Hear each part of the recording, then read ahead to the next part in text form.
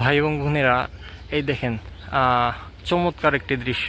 এটা হচ্ছে টঙ্গী ইকো পার্কের। আমার কাছে এখানে আসার পর এই দৃশ্যটাই সবচেয়ে চমৎকার লাগছে। একটা চিল সম্ভবত। এটা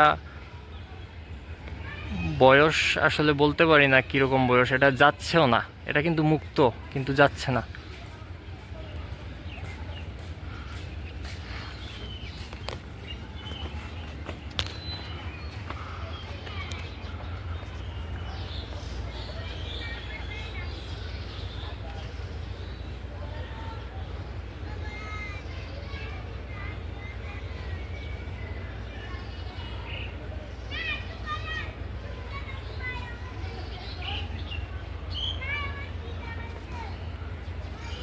তো আশা করি আপনারা আমার চ্যানেলটায় সাবস্ক্রাইব করবেন এবং লাইক দিবেন।